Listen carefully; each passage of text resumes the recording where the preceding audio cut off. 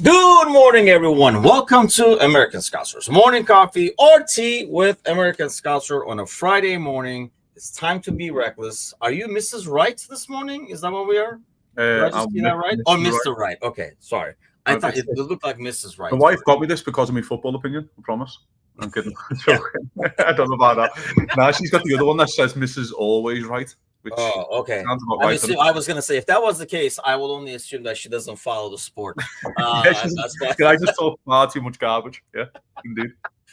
Cosby's with us. It's Reckless Friday. What's happening? How are we doing? I'm good, man. Yeah, it's been a while, hasn't it? I mean, yeah, everything that's been going on and things. It's been a while since I've done a morning show, so yeah, it's nice to be back. Yeah, right. It's been a couple of Fridays since we've gone reckless over here. Not because we're Anand missing in action for a while. I know he had some stuff going on and all that kind of stuff. So we'll have him probably back shortly. We'll be just as reckless without him.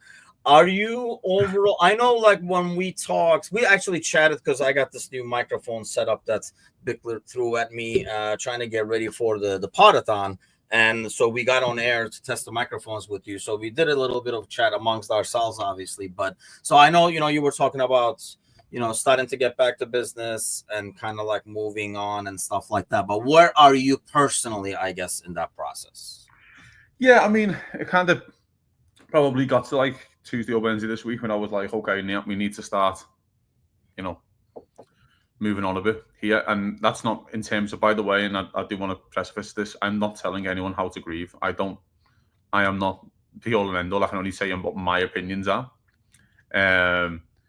So I can't grieving happens in various different ways to different people, and people can do whatever they like. I don't care. When I'm saying we moving on, I mean the football club as a whole. I don't mean the players. I mean the guys above the players. We kick a serious football in a month, and that's what I keep telling myself in my head. We have to kick a serious football in a month. And I mentioned this last night, Tim, on the Thursday show, that the Arsenal and City are not going to take it easy on you because you're grieving. Yeah, they're not going to feel sorry for you. They're going to go out and try and win the Premier League, and Liverpool need to be in a position to try and win the Premier League, all guns blazing, on the first day of the season. So I am at that stage. Again, it's a horrific stage to be at, but football doesn't stop. Football does not stop. It's never stopped, Tim. It stopped for 2 months for COVID, and when COVID was in its rife, it still came back. Like they didn't care. Yes, exactly, yeah. Football is an unstoppable force. It continues. It just continues. There's just more football. I mean, we talked about this, right? I mean, we're highly doubting that, the powers that be, the guys upstairs, as you were like saying, are just sitting around in the morning and crying and not doing anything. So they're doing the working. I guess the more issue is, there's probably still doing the working and doing the signing. My only thing is probably it would have been insensitive to, of course, announce anything and all that kind of stuff. I almost feel like that's why, like, playing this weekend is good in the sense that I think a match, an official preseason or whatever, a match where you go play, you're back in the sport, you're back in a stadium, kicking the ball around, would be a good point in the timeline where you can say, okay, now we can start announcing stuff, because at least part of the brains of people are now back in the sport, aside from being just on the situation. Agreed. I think again, I'm very much the case of preseason friendlies to me to mean absolutely nothing. I don't care about preseason friendlies. I never have. I don't care about the result. I don't care. This might be the one I've probably kind of most look forward to in a weird way, in terms of I just want to see the lads. Let's be frank here. If you told you had to wake up super early in the morning, I'm on the West Coast, of course, to watch Liverpool away at Preston in a preseason friendly, I wouldn't be jumping out of bed, let's say, to skip to the couch with the remote. It's not something I would be doing. But I will be on Sunday. I think it's important that the lads get out and have a game of footy and have a kickabout. I think it's important that the lads see the support that they're going to have there, and eulogies and stuff like that. They'll probably be on show at the game. I think that's important because I think that's also part of the healing process here. Yeah. And again, I think we are very much in the case of it has to be getting down to business here. There's other clubs who are signing footy players and making improvements, and You know what I mean? And I'm not saying Liverpool should have announced a signing in the last week. I'm not saying anything of the sorts, because what's happened is basically thrown in a really disheartening and not really thoughtful way of saying this, but I can't think of another way. It's really thrown a spanner in the works at the summer plans. Yeah. In a good way. Like, they might have had a Diaz leaving for 80 million idea, then that's probably not going to happen. Probably Diaz stays. Yeah, I think like in terms of, And that's I mean, I assumed, and I know there were like talks about like offers for him and stuff like that, but I always assumed, or at least wished, let's say, that, you know, Jota would still be part of the squad next year, and it would be a great player to be able to bring off the bench to pop in and score that goal in the box when you're in a game you're struggling and stuff like that. So I'm sure it will change the plans that way. Yeah, I mean, the thing is like this off season. See, I said this about last off season, but like this is totally different now. Last off season were like the preseason games and stuff like that. Normally, I mean, when we had, you know, Klopp on for, you know, 6, 7, 8 years, it was like, whatever, it's just preseason, doesn't matter, just getting the legs back, right? Yeah. When Slot took over, it was more about, let's see what he's going to do. Let's see what's different. Yeah. That's what I was watching for. And really, we did see instantly what was different and stuff, right? Yeah. Like, you could, because we were so used to the Klopp team, like even the little tweaks we can recognize right away because you were so used to the other one. You know what I mean? Like, if you see, like, if I come in tomorrow and I have blonde hair and a big ass, you know, like a Bickler stash, you'd be like, hey, what the hell? You know what I mean? But so I think that was part of it. This offseason, I feel like there will be more changes in terms of like tactically, plus you have a lot of like new players coming in that you want to see how they're going to work. Well, last year, though, Tim, I remember the talk last year was because he was playing like a lot of Vandenberg in the summer. And everyone's like, he fancies him.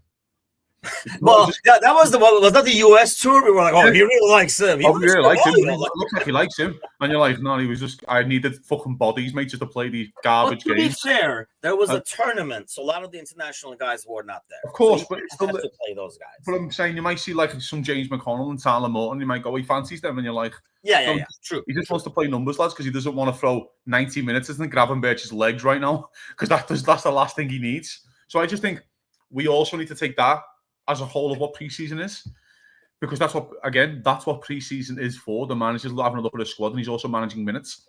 Liverpool have a tournament in Japan, I think. Yes, Japan. It is in Japan coming up, and you might just say to Tyler Morton, "You're staying around for these 2 games, and when you come off, you're fucking going." And it's like, okay, yeah, sound. Do you know what I mean? And there's also that part of this conversation. So I just feel like we need to understand what preseason is. Again, we need to understand, because people put far too much emphasis on preseason. Oh, the you mean like Jersey saying he hates losing preseason games? Pathetic, isn't it? But like, I literally, it doesn't mean anything in terms of that. It's just about building fitness up and getting the lads right for the Charity Shield, let's say, which I still think is a preseason game. I think I'm going this game, so it would be nice to win it because I'm going. But also, again, it's at Wembley. It's nice to pick up any piece of silverware, I suppose, and that could be another piece. Let's get the lads right for that. But again, it's going to be a sombering day and stuff like that. But again, I think there's a lot of issues right now in the Liverpool squad that I don't think people are kind of, because everything's kind of been put on hold for the last 7 to 10 days, which we really need to start, like, basically putting into top gear here. Can the floodgates open on Monday? Because I get the feeling that next week, well, first of all, we're seeing it across the league where the dominoes are starting to fall. And I think once these fall, I mean, now they're going to be even more in the next 7 to 10 days. Yeah. So do you think, as far as like Liverpool is concerned, I get the sense that the next 5 to 10 days, there'll be a lot of pieces falling into place, because it's already the 11th over here. So obviously the game is going to be on the 13th. And, you know, by the way, we will have a live watch along. Gally is going to be hosting that one with a couple of the contributors over here. So we are going to try to do these live watch alongs, even in the Premier League games that actually like matter. So it's dangerous to get me on camera during those stressful times. So we're rolling the dice. I'm going to try to not do a lot of them because I don't know if I can. Because it was one thing to do them at the end of last season where we're like, it was like preseason, you know what I mean? It's like whatever. But it'll be different when we open at home against Bournemouth and stuff like that. But going back to that, like, you know, like, do you think like starting like Monday, like I say, I feel like this Preston is when they can. I mean, it sounds. I know it sounds bad, but like you're saying, they have to, like, these guys are business guys and life has to go on, and you have to think of the guys that are there and make sure they're getting the support, and, you know, whether it's players or whatever it might be. But I feel like this match is a good point for them to kind of at least, you know, maybe not flip the page totally over, but at least kind of like start looking like behind it onto the next one. Agreed. And again, there's a nice 13-day gap before they play AC Milan in Tokyo. Sorry, in Japan. Which I'm right with Tokyo, I think. But anyway, I mean, Tokyo is in Japan. I just don't know where the games are yet. I can confirm that. I can't confirm the games. I just think there's going to be 23 lads on the weekend who will kick off footy, and then everyone goes, "Well, Darwin's still here," and you're like, "Yeah, but I don't think Darwin's going to go on the trip to Japan." I think that 13 days is the big gap. Do you get what I mean? Before they fly out there, I think that's a gap there where they might go, "We're leaving 7 of these lads at home. We'll have no part of our business," and then this group's going forward with us to over to Japan. I think that I can see that happening. In terms of dominoes falling, I was very much in the case of let the Club World Cup play out, keep some of your big outgoings, and then let's see what happens. For example, Musiala got injured. Yeah. They might go and do a big bid for, let's say, Diaz, because I think they're kind of linked with Diaz right now with a Gakpo. And I was always very much at that case. I was praying for a Rudiger injury, just so Real Madrid come and swing 60, 70 million on Konaté, which we'll get to later. I was also hoping to that. But again, I think there's a part of this, Tim, when you actually look at the squad as a whole, there's a lot of work to do still. Of course, more work now, which for other reasons. But there's still a lot of work to do. I don't think the manager fancies Darwin Núñez at all. I don't think he even wants to look at him. I think he might just fucking literally play this game up against Preston and go, just don't even come in for training. But I think there's a part of this where we have 3 left backs, which doesn't seem sustainable to go into a season with 3 left backs. Hold on, who do we have? Costas, Robertson, Kirkus, baby. Shit, never mind. Look. In my head, maybe in my dream world, Costas is already gone. so I was not counting him. Okay, that could be it. Yeah. But right now we have 3 left backs. Right now we have 3 centre halves, and we have one who might be running his contract now, which is a problem. So we look good at right back. We do have 2 full right backs, and if you're keeping your Joe Gomez around, that's great, really great, I think. And then your midfield, I think is pretty much set. But if you want to do Elliot out the door, which looks likely as well. Endo stays, I'd say, especially for the Japanese tour. At least I think it'd be ridiculous for Liverpool to sell Endo. And then your forwards, of course, and you know, I'm not going to be heartless about this, but there's spaces in the forwards where you kind of need to figure this out now. Does Liverpool probably need 2 forwards, a centre half at the minimum? Would you say? I almost felt like Liverpool needed 2 forwards before because I never thought Chiesa was staying. So now 2 forwards, which is what. He slipped. I didn't rub it in, but he slipped. But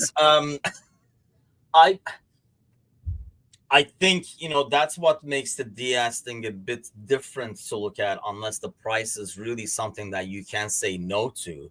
Because before, where you could at least have, you know, you were only moving 3 pieces, 1 piece that never played, really. You pretty much had like 5 people up top.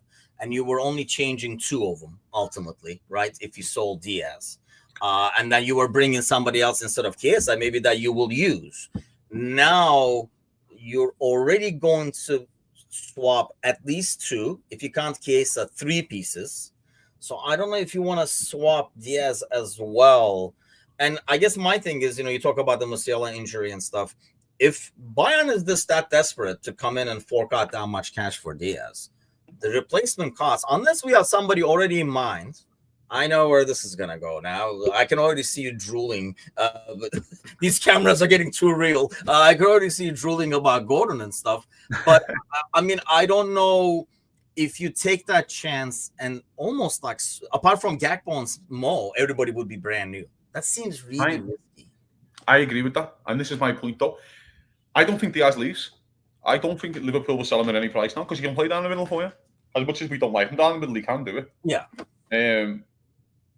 Unless it is a ridiculous amount of money. It's so hard, this, Tim. It really is. But if you have a plan for next year to say, well, that Diaz definitely leaves next year with a year left on his deal and he's definitely going next year, then you can do your Gordon and just have both for a year. Where Liverpool have done that before. And I'll precipice when we signed Diaz.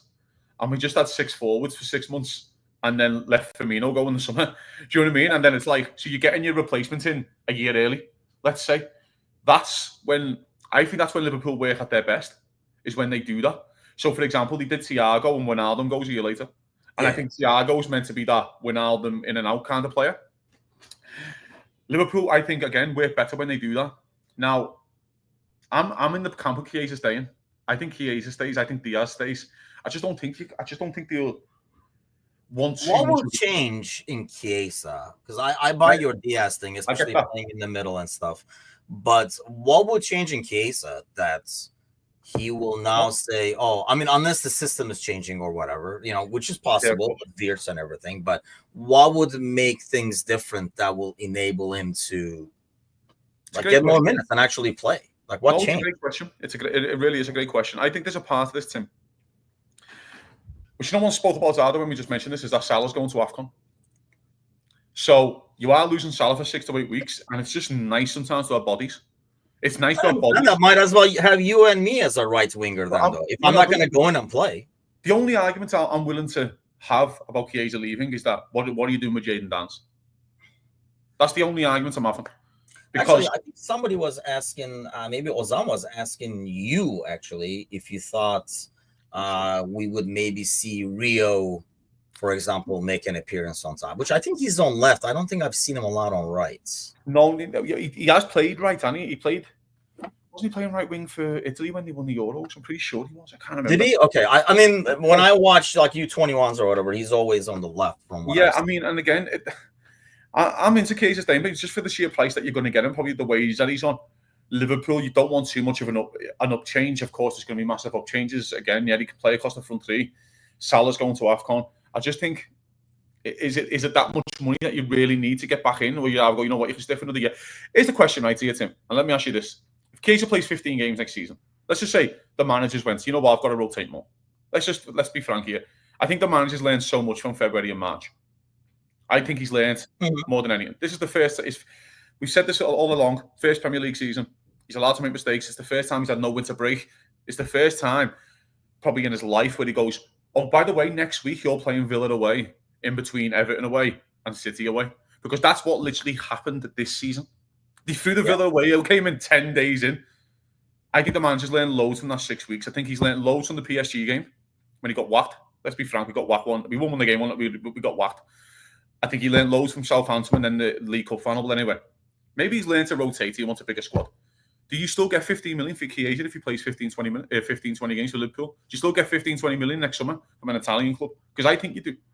So you may as well keep you do, but I keep going back to, I think you and I would be okay with it, and we do want to see maybe more of him. I know, sometimes people want to see what they see, and it's a bit easier to look better when you come in the 80th minutes to one either against a tired side or a side that's really leaning back now to protect a draw or a win or whatever the case might be, right? I guess I keep going back to if he had learned throughout the season, because we've seen him learn throughout the season, right? And we've seen like Ando coming in more and stuff like that after that, like the Everton game and all that kind of stuff. We kept talking with you that saying, like if he could go back, he probably puts Ando in with like 10 minutes to go in the Everton game and stuff. Yeah, I guess my thing is he has learned throughout the season, and the fact that he still persistently did not use Chiesa at the end of the season in those meaningless games tells me it's just he just does not like him, or he just does not. There's something there. I don't know what it is. I think it's not personal, but no, definitely not. I think he won't be looking at this where he thinks, I'd like to see him fully fit for the pre-season. I think he comes in late. He's injured. Liverpool are into the thick of the season where the manager's basically working out his best team and how to get players in certain positions, and the manager's working things out, and Chiesa was just kind of there. And I know what you're saying about these 4 games last year, and that's a completely fair point. I just think there's an argument where you have a full pre-season now. There's also part of this, Tim, right, where you got to sit down, I think, with Salah and Van Dijk and go, you lads are not playing one League Cup game. Even if we get to the final, you're not playing. We're having this out, lads, right now. But same with Alisson, by the way. We're giving this Mamadashvili all the cup games. Yeah, and say you're not playing. And then you can kind of build Chiesa up. I just don't think Liverpool want to walk into a season, Tim. I don't want Liverpool to walk into a season with the reason I think why we won the league. We had 5 forwards plus 1 in Chiesa, let's say. 5 that, I think that's why we won the league. That you've lost 1, you've lost Nunes, then lose Chiesa, and then you might have a bid in for Diaz. Do you actually? I don't want to walk into this season, Tim, with only 2 forwards left out of the 6 that we had last year. Yeah. And 4 new lads. So I just think it's just too much to rip up. Do you get what I mean? And that's why, by the way, I think Diaz stays. That's why I think Diaz stays, and I think Chiesa stays. And I just think, of course, with the Jota situation and Nunes, they might just do 2 out the 6 and not 4 out the 6. Do you know what I mean? So I think that's more Liverpool. I don't even view it. I think we were maybe talking about this on Monday night or Monday morning invitation. I can't remember, but I don't even see it as a 6. I mean, did we even have a 6? We had a 5.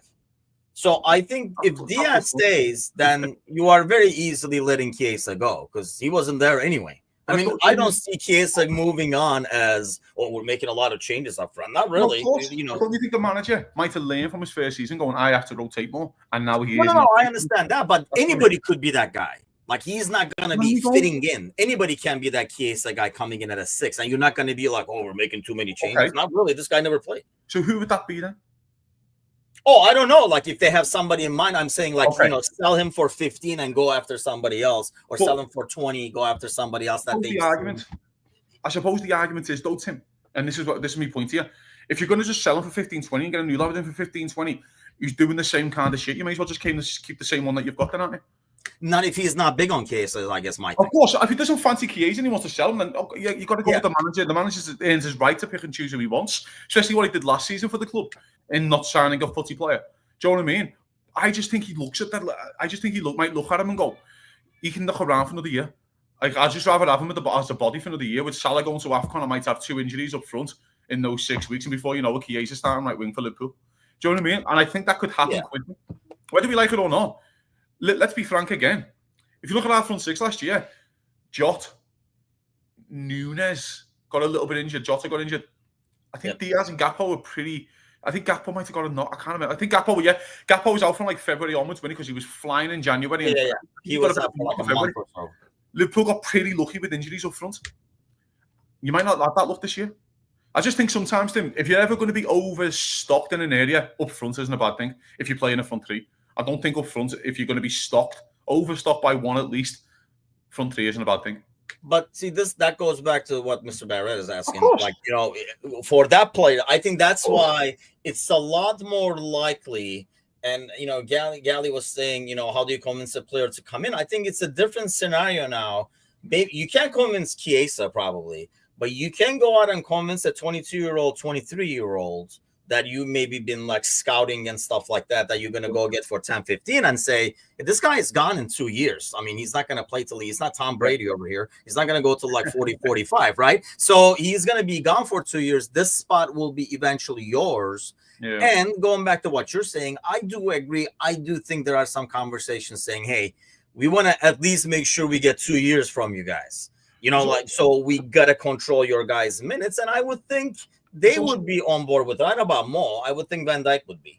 There's also part of this. I think all 3 of them will be. That's the first thing. Number 2, there's also a part with Chiesa, and this is important. They might just go, you're staying around until January. When Mo comes back from AFCON, we can loan you if you don't kick a footy. If you're not happy with your minutes in the first 6 months, we'll get rid of you in January so you can go and get your footy for your World Cup. Yeah. And there's that argument and go, by the way, you have 3 years left on your deal. So whether you like it or not, this is happening. Do you know what I mean? Like that, and there's that part of this conversation go, you can play the League Cup games, you can play the, I know the FA Cup games in January, but blah, blah. There's also could be a couple of Champions League bums that he might get minutes in. Yeah. You know what I mean? I think it's going to be, the approach to Champions League is going to be very interesting here. Super interesting. I thought he went super strong against Bologna at home in the middle of a run. He went super strong, and I felt like he didn't have to. I know he won the game 2-0, and it was kind of, I think after what happened last year, you kick everybody's ass and you still get PSG. Yeah, I think exactly. Who the hell cares? I know at the time you were like, but there's 2 million more, 3 million more. I think they were like, I don't think he's asked. It doesn't matter. I don't think he cares. No, I don't think he's interested in the money. I think there's a part of this when he might just go guaranteed top 8 and whatever happens, happens. Yeah. Or guaranteed top 4 and whatever happens, happens. Do you know what I mean? Because I don't think he's asked about finishing top. I don't think he cares. So I think that gives a lot more, not number games, but a lot more games where you're going to rotate more. There's opportunities there. Yeah. There's also a part where you need to manage Mo Salah's minutes in games. You just have to.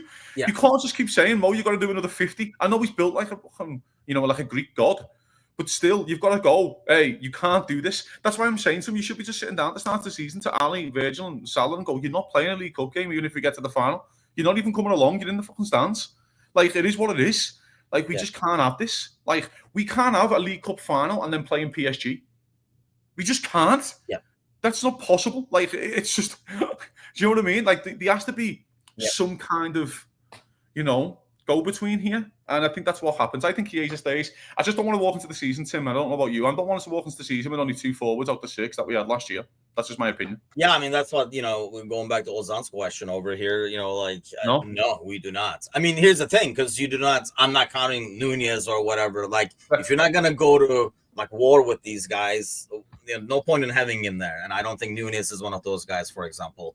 The most interesting one to me out of all these names, I can't remember who, like, I lost it in the chats earlier. By the way, thanks a lot for all the chats. Hit the thumbs up as well. Let's get another push soul in here, and then he'll know what the hell hit him. No, I mean, Elliott is the name that's most interesting to me, because in some ways you have a guy that is very able and capable.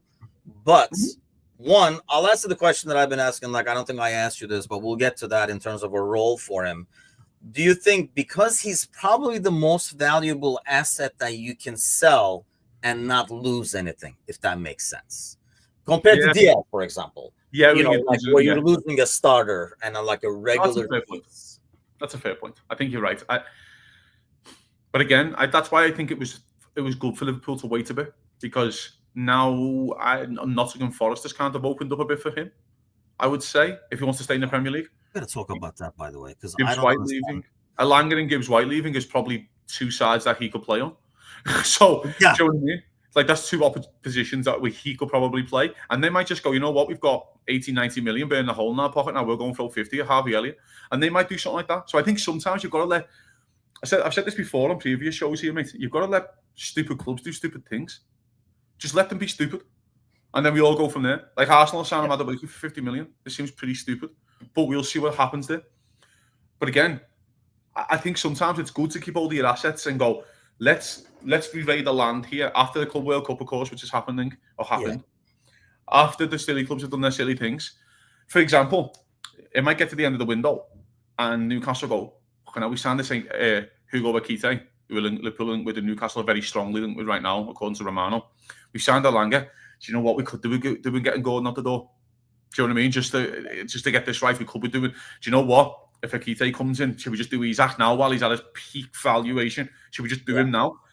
There's that conversation to have. So it's also good to keep your sellable assets to go, okay, we can sell now and then go and buy him and bring him in. There's also that part. I think this Club World Cup's thrown a massive spanner in the works for a lot of teams. A lot of teams, I think it's thrown a massive spanner. You don't know where these clubs are all going to end up at the end of this. They might look at the end of this, let's just say Real Madrid. Real Madrid's a good point because they look like they're falling off a cliff a bit. They're coming towards the end of their cycle. They might have their first pre-season, or with Alonso, like a little pre-season, and go, these are all fucked. I need 5 players. They can't run. They might have that conversation and go, do you know what? This squad's been ran to the ground for 6-7 years. I know they've still got, I know they're getting rid of Modric. And I know they got rid of, slowly doing it, let's say. But I might need 3 or 4 bodies still because they can't run. And this season, I might need to go in with 28 players, 29 players into the season because of this Club World Cup. This is a part of that chat as well. This is what's happened with Bayern Munich, with Musiala. It looks like they want Kim out the door. The centre-half, Kim, they might want him out the door. I just think, Tim, I think Liverpool are in a great spot. I'm not saying they're not. I just think we need to start looking now of going, okay, when do we put the foot on the gas here? When do we start getting these bodies out the door? That's all. When do we start? One thing that helps, by the way, is the fact that because the Premier League has so much money now, in the past, what you're saying would not be as feasible because then the money would not be there, right? Once the big boys fill there, once the big dominoes fall, okay, now you're stuck with the guy because nobody's going to have the money. It's almost like all these other teams have money now. So there is no, oh, we got stuck with them now. All the big boys got their guys. Actually, when the big boys, when Kudus and, Gibbs and stuff move, those spots open, and the difference now compared to, I don't know, maybe like even freaking 5 years ago, dude, like those teams have money now to give you 40, 45 for those guys. There's 18 clubs in this league now who can spend 30 million on a player. And I'm including Sunderland, by the way, because they're spending 20 odd millions on lots of players. So Sunderland could do it. There's 18 clubs you can spend 30 million on a player. 15 years ago, Tim, there wasn't 18 clubs you could spend 30 million on a player. 15 years ago, that was impossible. Like, that was literally impossible. Now it is possible. So now it gives you, for example, I look at Wolves with Kuna. Kuna's left. They got 60 million. What are Wolves doing? Wolves might go, let's just take Harvey Elliott then. Like, they might do that. And again, Al-Nouri is also gone. Maybe they'll look at Costas and they'll be like, we need a left back. Yeah. I mean, he's heavily linked with Leeds, isn't he? He's heavily linked with Leeds, Costas. I'm not sure where that's I started those rumors, actually. No, was it? Yeah. Yeah. You want to hate him more, let him go and join Leeds, yeah. But I just think that's why I think sometimes it's good to keep these assets, because these clubs will panic. I think this season, more than the last 5 or 6, that last 10 days of the window is going to be manic. Honestly, I'm going to see. I've muted Fabrizio Romano on Twitter for a reason. I might have to unmute him because he's just going to take up my whole timeline of crazy signings that could be happening, including Jordan Henderson signing for Brentford, by the way. That's a bit weird, but there we go. That did come out of nowhere. I don't know what the heck Brentford is doing, by the way. That's a story for another day. They're getting the band back together. Yeah. I mean, they moved so many pieces. Well, I guess the front line is not official yet, but there's just way too much smoke. So they're going to lose some in the front line. They lost the manager. They lost the dudes that went to Arsenal. So, I mean, that's a lot of pieces. So this is what I didn't understand. So this just came out. So it's like an hour ago. I saw it first thing in the morning that Forest have reported Spurs to the Premier League for making an illegal approach. And they're saying the Spurs have received... Wait. Forest could challenge... their thing is the illegal approach. They found out about the clause from like illegal ways, and I'm like, isn't this public information ultimately? Not exactly. Or is it because you have to talk to the club first, and the club has to tell you the release clause? Like Gibbs people said, "Hey, pay 60, take me, man. My clause is 60." Yeah, I think that's what probably would have happened here, because I don't think their argument is how they found out about this. But don't you have to, because you pay taxes on that? You can't just put, because this shows as an asset. So you can't just put that guy is worth 130 million, this guy is 150 million, because there's consequences for that. Based on what the clubs say, they do pay taxes accordingly. That's why you can't just put any number you want. You show it as an asset. I'm not sure if that's true, because isn't it in Spain? Those are like people. I know it is in Turkey, for example. I'm not sure if it's in the Premier League. I don't think it is in the Premier, because I think in the Premier it's very much like what you value yourself at. There's a very much reason that Liverpool. But then why wouldn't you put 50 across the board and be like, just call me? Because the club don't have to accept it. The club can just go, no, we're putting this amount because we think this amount of value for you. But this Gibbs White thing's interesting, because if this happens and it's like first of all, it's Forest and the owner's absolutely batshit crazy. Let's be frank, he's absolutely nuts. He hired Mark Clattenburg to question referees' decisions. And then, I just want to put all that in the... No, I hear you. In the pipeline of the club that you're dealing with here. There's also a part of this that Ewan says at the clause. I don't know if the player's allowed to reveal the clause. That's what we need to... That's probably what's in the contract, maybe. Is the player allowed to reveal the clause? Because usually what's meant to happen is a football club goes to the football club and asks for permission to speak to the player. That's what's happened twice with Liverpool this year, but Diaz with Barcelona and Bayern Munich, and Liverpool just knocked them both back. I went, nope, not even entertaining you. But they found out about the clause. What do you think, Tim? Because I'm into 60 million. I'm into it. I like Gibbs White a lot. I think those are two great moves for them, really, because I think they will play I really like the Spurs squad. I like the Spurs squad last year too. I said this. I just feel like they don't play. They play too naive, and that's why they kept getting hit. I mean, this high line, my line or the high line, and that's what basically happened, right? I mean, they just did not. He just did not learn, and you can kind of respect the principles part of it, but at the same time, you got to question the stupidity part of it when it's not working. I feel like when you look at pieces, I remember watching we did a watch along for the Spurs United game, and I can't remember if it was on here or maybe we did it with my brother or something like that. And honestly, like, how many people could you take when you did, like those combined 11s when we do it with United, and it's like all our players kind of a thing. If you combine, for example, like, they were all both of them on the bottom of the league. If you combine Spurs and United, how many players are you taking from United? You're probably taking the entire Spurs squad. And I know we're comparing it to United, there's shit too, but at the end of the day, when you're comparing squads and who's going to improve a lot more next season, Spurs by far. I said this in the Discord, Tim, and I'm going to say it on here as well. I think they got a better squad than Chelsea. I do. I know it's controversial. I think they got better centre halves. I think they got better fullbacks. I think it's a squad that I will trust more. Does that make sense? Just because of the experience, and it's a bit more established. People who know what the hell they're doing, as opposed to not as many, musical chairs. I think they got. I think they got the best number 9, Solanke, out of all the players. And I like Jackson as well. Actually, I don't think Palmer's a 9, of course. So I think they got the best number 9s. I think they got the best defenders. I don't know. I'm not the biggest Vicario fan in the world, but he's probably a better keeper than most Chelsea keepers at this point, at least. Well, yeah. And you know what I mean? I like Chelsea's midfield. I do like Caicedo and things like that. I like how the Spurs are set up. I think they're building the squad to compete in the Champions League as well. There's also that. The problem is for Spurs, at least now, there's no drop down from the Champions League anymore to the Europa League. So if that, because you could probably say, if they were in the Europa League, I expect them to win it again. Do you know what I mean? Yeah. Like, because they're that good. With these new signings, you go, they were one of the favourites, but they're not in it. So I was a big Spurs fan last season with the squad. I think there's good players all over the park. I really do. Bigger Doggy fan. I know we got injured, and I quite like him. I like Porto, the fullback. I like Romero. I like Van der Ven when they're both fit. If they can get them two both fit, then I think their record last year when Van der Ven and Romero both started games and they were both fit is like 70% win record. But that was mainly because they fit how he wanted to play. Exactly. He didn't have the backups, and he never made the adjustment, which is... it's poor management. I'm not arguing that. It's poor management. You know what I mean? I get it. But I honestly see this more and more and more. I'm not understanding. I don't know where you're at with Arsenal. People are looking past Arsenal way too freaking easy. Okay. It's an established team that finally added a couple of pieces, will probably add more. I just don't see why people think it's a drop-off. They're a lot more fragile, for example, than a City or whatever. So if things don't go well the first, couple of weeks, I guess kind of look at the schedule and see what their schedule is. But I've seen the schedule. Pull it up.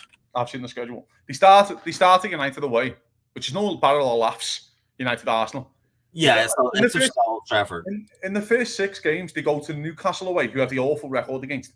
They go to Liverpool away, and they go to United away. All I'm saying with that, by the way, I agree with you. Arsenal, Zubimendi. I actually quite like the Norgard signing, whether their fans like them or like them. I think it's clever. Madueke is a fine winger. He's not fantastic, but that's the going rate for a winger these days is 50 million. It's the going rate for a winger who can get you 8 to 10 goals. My argument is to him, they're so fragile, and this is the point. If Liverpool win the first 5 out of 6, let's just be frank, Liverpool, they go to Man United and lose or draw. Let's just say they draw against United. They beat Leeds, and then they lose to Liverpool. They picked up 4 points in 3 games. Yeah. And that, I'm not saying anything that is massively outlandish there. That, oh my God, you expect. I'm just expecting to go to Old Trafford and drawing on the first day. Yes, because I expect Old Trafford to be bouncing for 70,000 people in there in the first game of the season. I do. They'll beat Leeds and then Liverpool beat them. Before you know it, Liverpool could be on 9 points and they're on 4. Yeah. That's the only thing, but I think like when you look at squads, people are acting like, they didn't lose anything really, and they are kind of like adding stuff. I can understand, like I say, the fragility. Like I get that part. But aside from that, when you're comparing them to other teams, I don't know how people are easily putting them. I mean, people are predicting to be finished like 4th, 5th, and stuff like that. I don't see that personally. I don't think they'll finish in the top 4. You don't think so either? No, I think the Reds could fall off. Think? I mean, obviously Liverpool and City, and you think Chelsea will finish above them? And I'm assuming you're picking Spurs, or you bring Newcastle in there. I don't know. To be honest, anyone but them. Like no. I just think they're so mentally fragile at the moment. And again, by the way, I'm not included in the first 6. I think we've got to play City at home, and you don't know what City you're going to get. Rodri back in the team. Yeah. You don't know. I just think that heads could fall off quick. There's a strong conversation to have that they could have won 2 of the first 6, and then the fans just fucking lose their mind.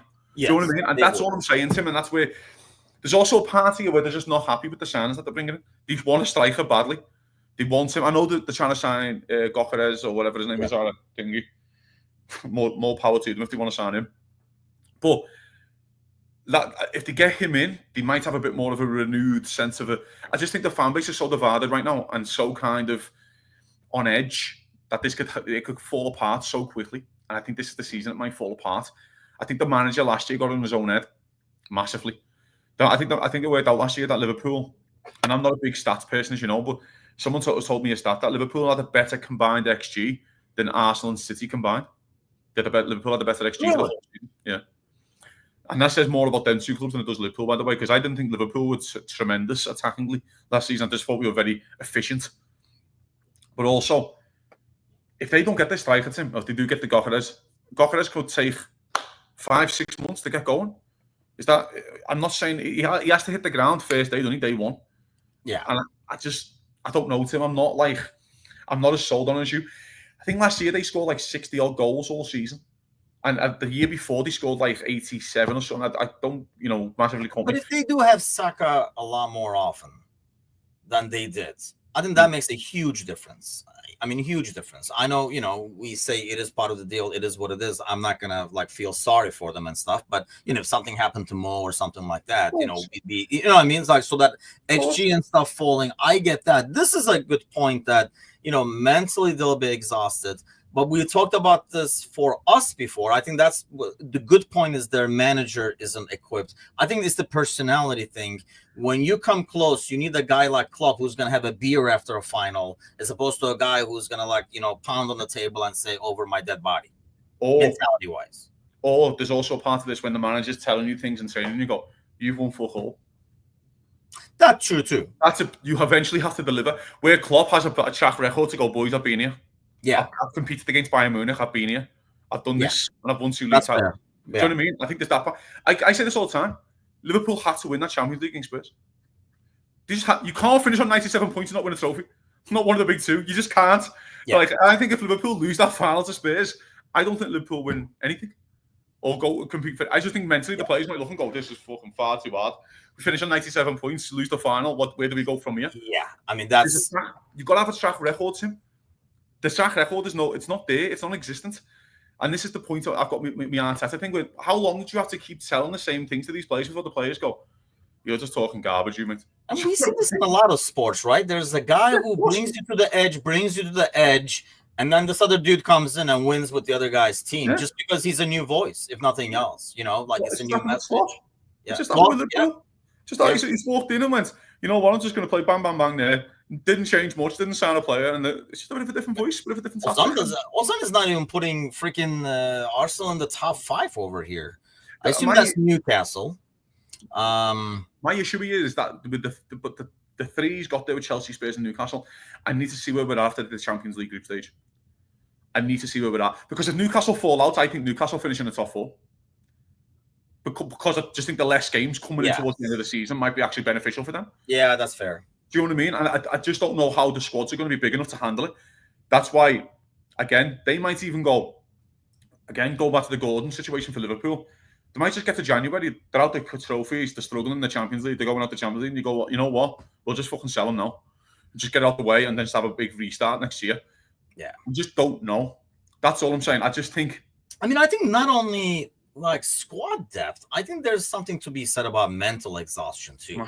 Like Champions League, then Premier League and stuff. I mean, it's different when you're PSG and then you're going back to the French league and you're like, yeah, let the kids play and we'll still beat, Strasbourg or whoever we're playing this weekend. But it's different when it's a big, sometimes a tougher battle when you go back to the Premier League, as opposed to your like midweek, you went away to Romania or some shit like that, middle of the week, and played there. So I think if you're not used to that, and we've seen so many teams struggle where they were doing well when they're playing once a week, where they can kind of prepare. I mean, heck, like anybody in the US knows, like, these guys are like a habit of creature too. So like, like in the NFL, for example, they play Monday night or they play Thursday. They're like, the whole world is coming to an end. I normally would be in an ice bath right now. I want to play and stuff. So like, I think there's something to be said about that. And we see it over and over again, like teams really struggling the next season when they go to Europe.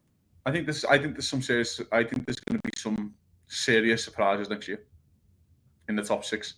A couple of big surprises. I have a weird thing about Brighton. And I let me tell you why. Like when I say this, I don't know how Chelsea are going to react because of this tournament. I just don't know.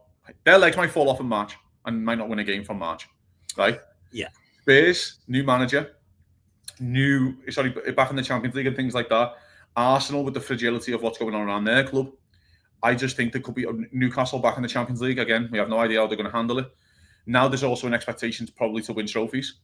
They don't want this to be a one and done situation. They might go, because let's get it frank, if you're actually evaluating this, and I'm not, of course, I think apart from Slot, probably Eddie Howe's the manager of the year. Last year to finish in the Champions League and win a trophy at Newcastle is a fucking unbelievable achievement, and we should give credit, whether you rate Eddie Howe or not, we should give credit where it's due. But there's also an expectation here of going, we lost to Birmingham in the FA Cup, That's not good enough. Whether you like it, you know what I mean? Like for example, Liverpool win the Premier League, but if you actually evaluate the whole season, you lose to Plymouth. Yeah. It's not good enough. And your performance in the League Cup final was appalling. Let's be frank, it was appalling. And so, you know what I mean? I just think we need to... I think there's going to be spaces opening up too. I know Villa in the Europa League, but I think Villa could really push on again. The only thing with Villa is how are they going to replace, the long guys and stuff like that, and what are they going to do?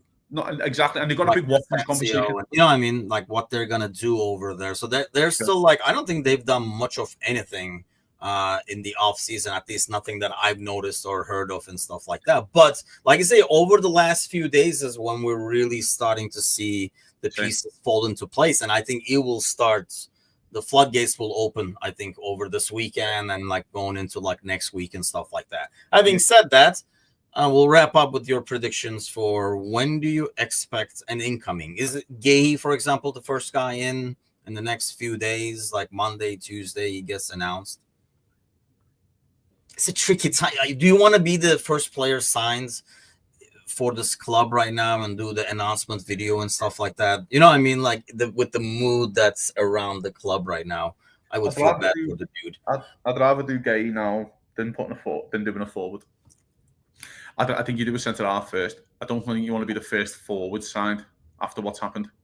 Do you know what I mean? I don't think. Yeah, that's a good point. I also think I want to do Gay now before Arsenal do Eze. I think the last thing you need to do is give Palace money. Because they'll just go, well, no, we'll just let them see out his contract within Europe. If they get into Europe, of course, hopefully they do. And they're playing in European football, that they can just go, no. Like, we'll just keep them for the year and they can leave on a free because we're going to try and win some of this Europa League money. Let's be frank here. Even if they sell Eze, I'd argue Palace. I'm not saying they're going to win the Europa League, but they could probably get to the knockout rounds at least. I think there's really good players in the Palace squad and team. I'm a big Adam Wharton fan, but I'm also a big Mateta fan. So the players there where you kind of look and go, you know what? The keeper's okay, but we'll have Gay, Wharton and Mateta as the spine, and we'll go and see what happens in the Europa League. So what I'm getting at is that I'd rather do it now before they get money in for Eze. So do it now, and then let Arsenal struggle trying to sign Eze, because they'll go, fuck, we just got 30 million here, we're fine. Because that would be like something that because like Mandzukic, I don't see him. He's a good player. He's a good winger. He's given some hell at times when he's gone against our backs. But I don't see him on the squad and be like, ooh, they got to change. Like, they have changed. The tables have turned. I don't see that kind of a signing. Does that make sense? Like, yeah, they added another winger, but I don't see him as, Arsenal just went another level kind of a signing either.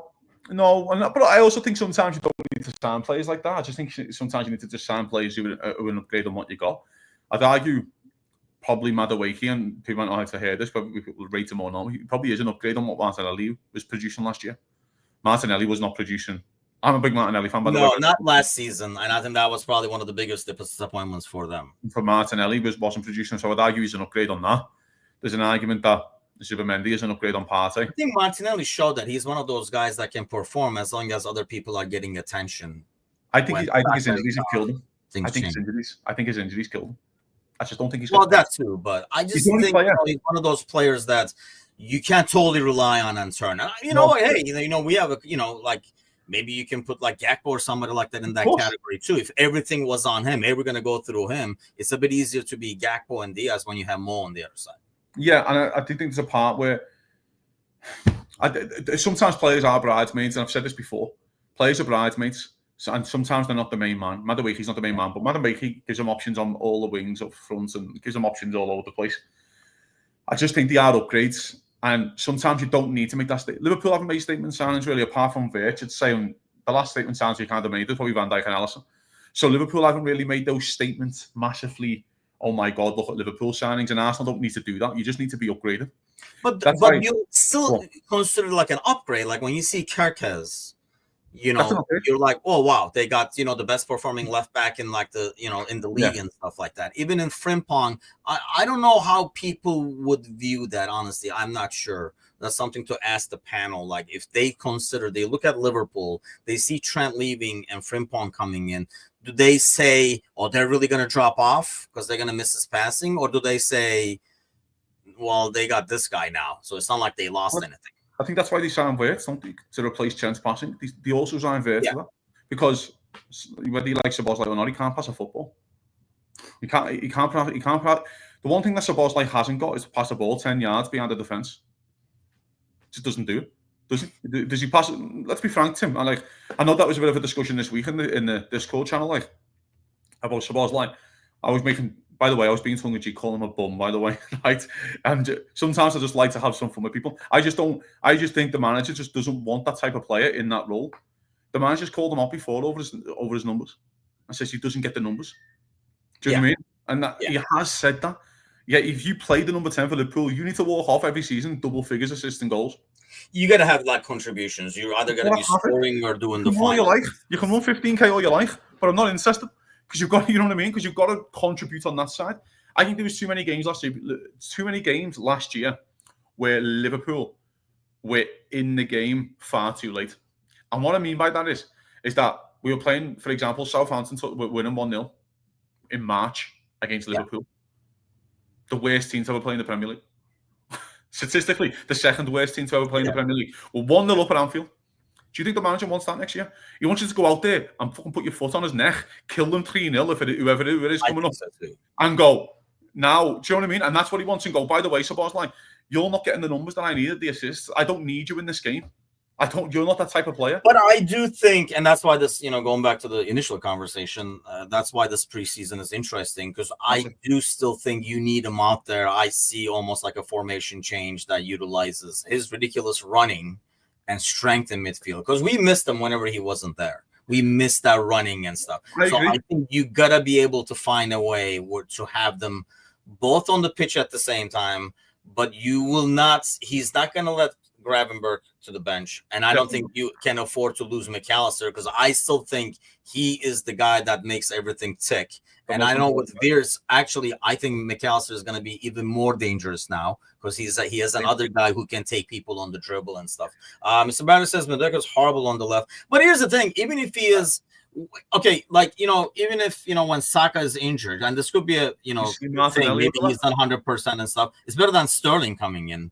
To try it out, Madueke. Is he an upgrade on Sterling? Is he an upgrade on Martinelli? I mean, I'm probably an upgrade on Sterling. At least I run properly. Ozan says, before we go, can I hear this is something, man? That kid. Who does he play for? I have no idea. Don't know who he is. Juventus, left wing. Nice. Okay. He was really good in the tournament. I mean, he's young. He's like 18 or 19 or something like that. And he starts regularly for him. He's one of their like main attackers. Really, We'll swap him for Chiesa. If you want Chiesa, we'll take him instead. There's no way you'll be able. Yeah, I would love to swap him with Chiesa. He's on the left. He does play on the left, but he does also play in the middle. But that's mainly due to what's his numbers looking like? Not having a number 9. What was that? What's his numbers like? What type of player is he? Is he quick? Is he like tricky?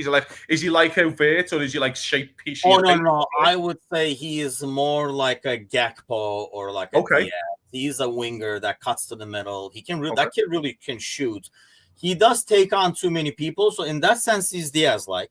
He can cut in and really score. In that sense, he's Gakpo-like.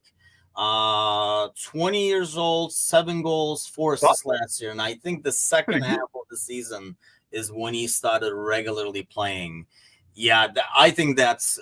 I was watching that game with him because Arda is getting a lot more minutes with Alonso. I think Alonso is really big on Arda, or at least just looking like it's in the preseason. Well, this tournament.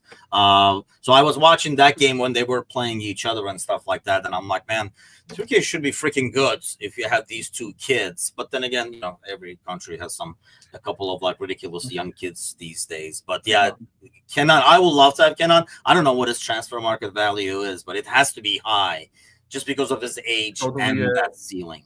So is it one to keep an eye on? Is what you're telling me?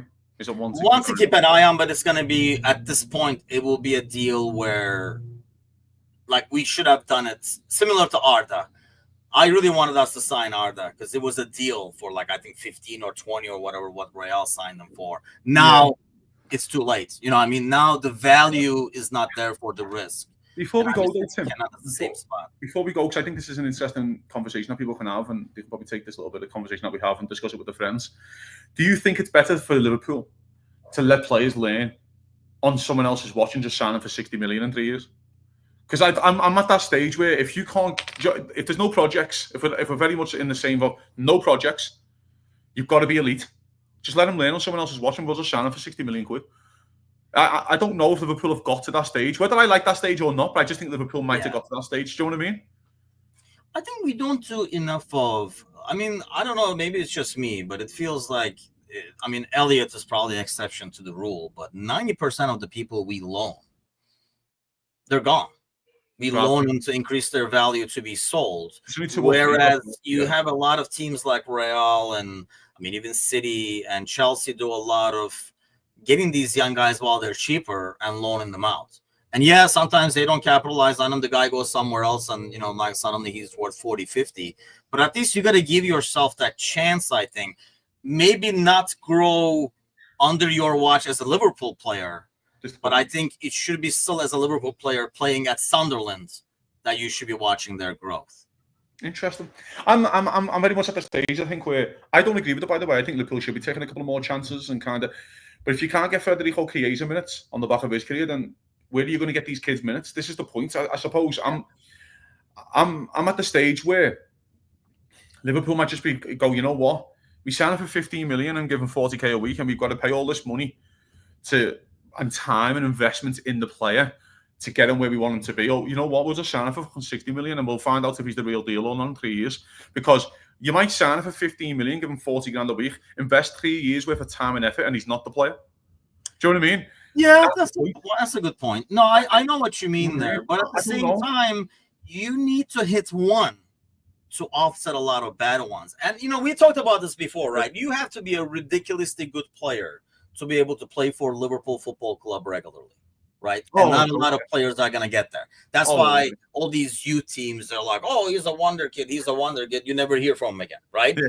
But I think, and I think we're in agreement with this, where I do think you got to take more chances at some of these guys.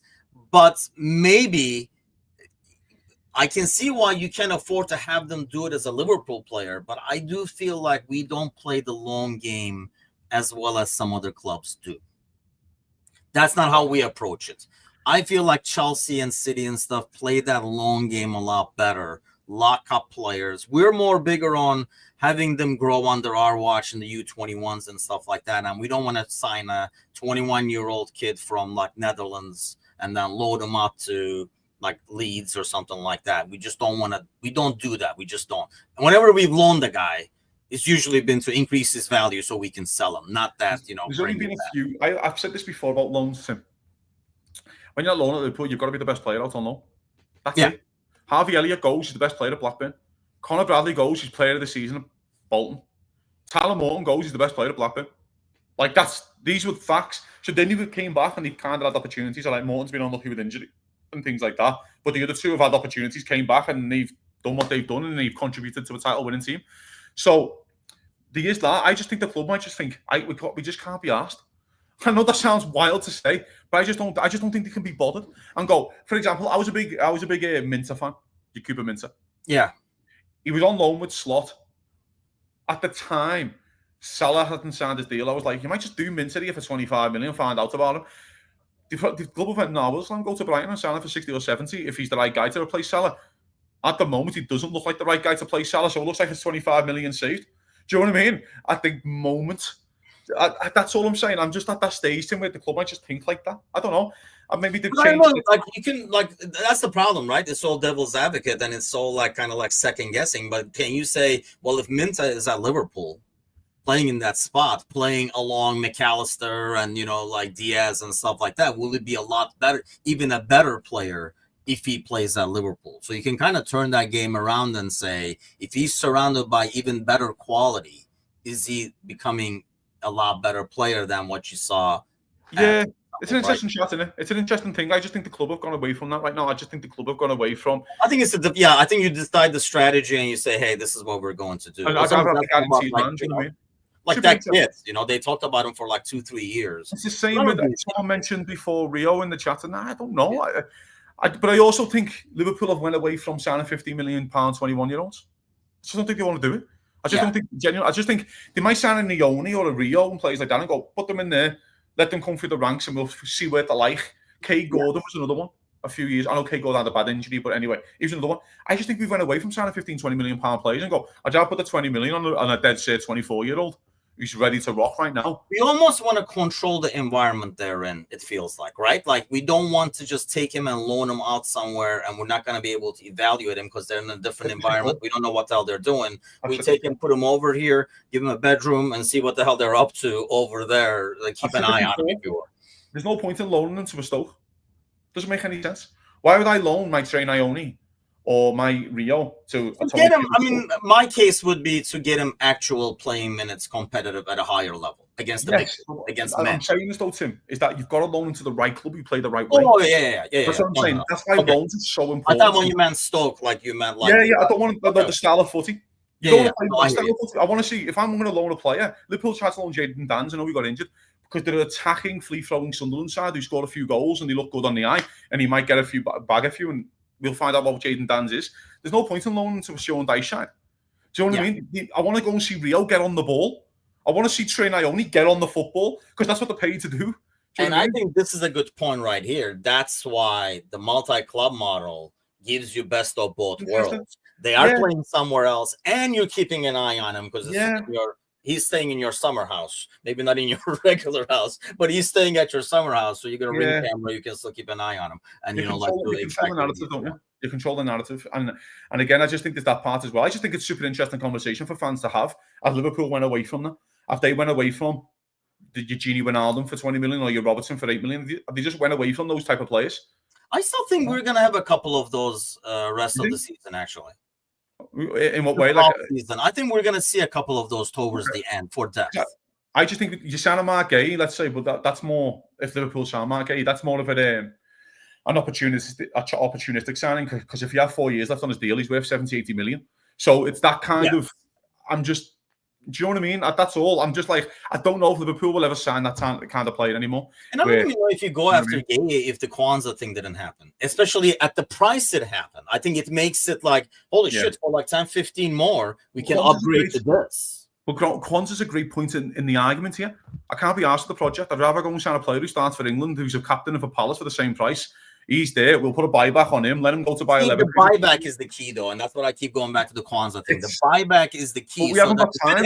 We're like, okay, we're taking him back in then. Exactly, but we haven't got time to mature him, have we? We haven't got time to mature him. You've got to go mature, and someone else is watching come back a man. He's still a child, come back a man. Yeah. Weekday, he's ready to go right now for the same price. He's a level up. And this is a part of the argument of Arsenal I was having. Sometimes it's just good to just do... you don't need to go sometimes, Tim, from having your level here and just doing one, like a big, massive jump of improvement. Sometimes it can just be a little jump. Just a little jump. Yeah. And sometimes it doesn't have to be, well, fucking hell, Kwanzaa and Gay, a coin toss and whatever you think. Do you know what I mean? But Liverpool might go, you know what, Gay, he's a level above Kwanzaa. He might only be one level, but I think he's a level, so let's just do it anyway.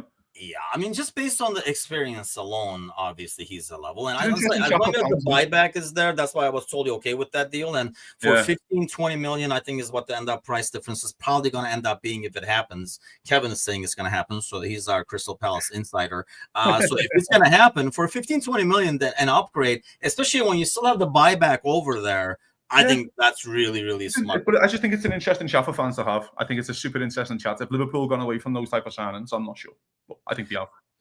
Well, I mean, actually, we started thinking it's going to be a shorter show, but as always, we went all over. Arthur, good morning, man. You just squeaked in the last second over here. But thanks a lot for all those joining this morning. Really appreciate the chat over there. It's been a busy chat this morning. But do tune in for the live watch along against Preston this weekend. Gally will be hosting that show there, so do tune in for that. Have a great weekend, and we'll definitely we kind of regrouping ourselves now, but we will definitely have more information coming up on the fundraiser and stuff like that, kind of as we get back into the rhythm of things over here too. But yeah, if you want to get involved, please do follow us on the socials, like, subscribe, all that good stuff. And as I always say, and I'm really seriously asking this in your guys' help from this, is go grab a friend, drag them by the ear and say, you got to come over here, be in this community. So because that's the only way we grow. So grab somebody, and then I'll see you guys bright and early Monday morning with the Polish Prince. Have an excellent weekend, everybody. Take care.